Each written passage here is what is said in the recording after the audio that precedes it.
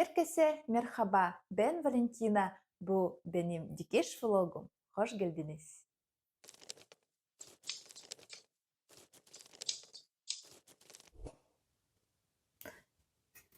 Bugün Pinterest'te gördüğüm harika bir kot takımı dikmeye başlıyoruz. Bu proje iki bölümden oluşacak. İlk videoda üst kısmı dikeceğiz, lüks dikiş teknikleri kullanacağım ve tüm sürecimi sizinle paylaşacağım. Bu proje için gerekli tüm malzemeleri aldım. Kumaşı Kumaşzade mağazasından aldım. Biyeler ve cepler için kumaşı Yeşim Kumaş mağazasından aldım. Dikmeden önce tüm kumaşları yıkadım. Buharla ütüleyerek dikkat ettim. Ve buharla ütüleyerek dikkat ettim. Böylece çekme olmasın. İplikleri Trendyol'dan sipariş ettim.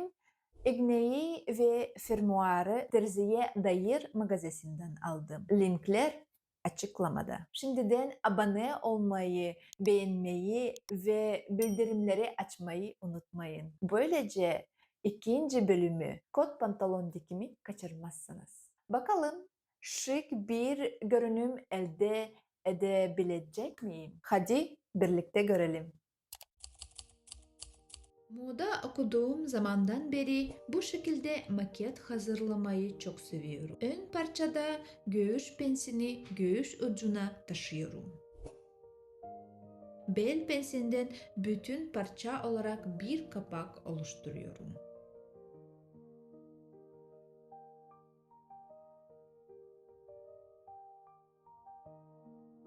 Peplumu da aşağı doğru eşit şekilde genişleterek modelliyorum. Güzel bir döküm elde etmek istiyorum.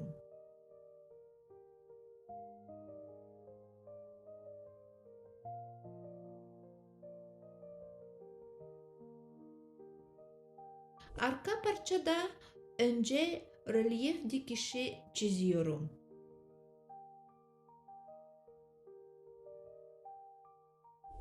Belden etek ucuna doğru hafif genişletme yapıyorum.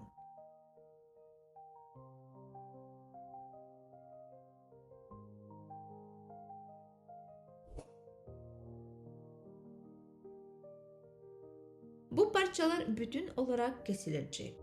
İlk referansıma ek olarak farklı bir kol modeli kullanmaya karar verdim. Kolları yukarıya doğru genişleyen balon kol şeklinde çalışacağım. Ayrıca kol başını 3 cm yükseltiyorum. Daha dolgun ve hoş bir form kazansın.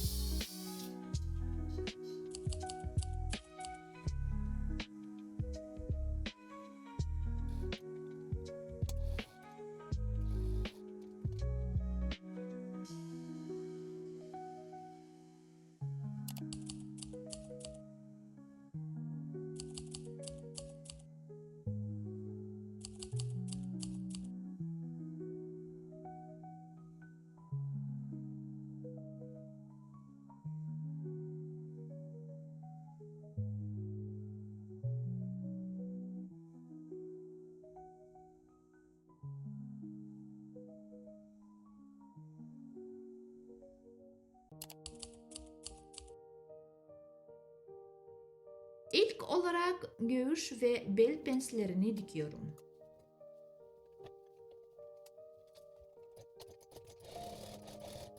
Sonra cep kapağının alt parçasıyla peplumu birleştiriyorum. Cep torbasının üstüne 3 cm'lik birleştirili çizgisini çiziyorum. Videoda gösterdiğim gibi kumaşları üst üste koyup sandviç gibi dikiyorum.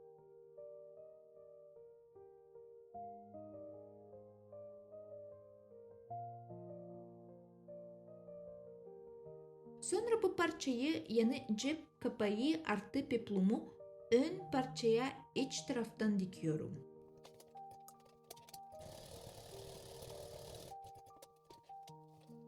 Kapak dikiş paylarını inceltiyorum. Sonra çevirip güzelce düzeltiyorum.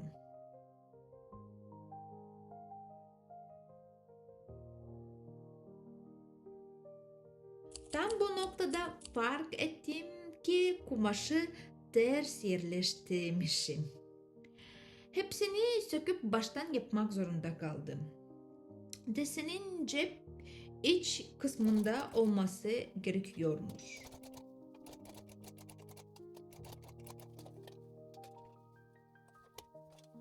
Şimdi her şey yerinde. Ceplerin gerisi bütün parçadan kesilmiş kapağın altında gizli kalıyor.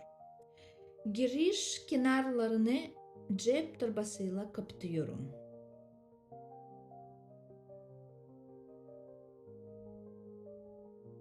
Sonra yan dikişi kapatıyorum. Aynı anda verif biyeyle temizliyorum.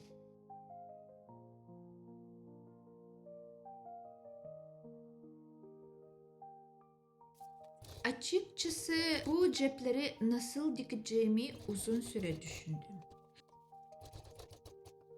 Hala bu modele gerçekten gerekiyor mu emin değilim. Çok kullanışlı değiller ama işlevsel. İçine kart ya da telefon koyulabilir.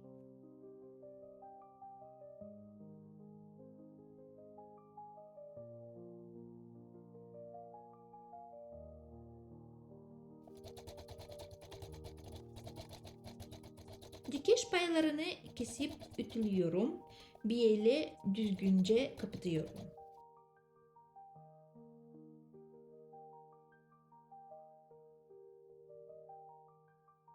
Cep gerisini söküyorum. Sadece kenarlarda 2 cm bırakıyorum.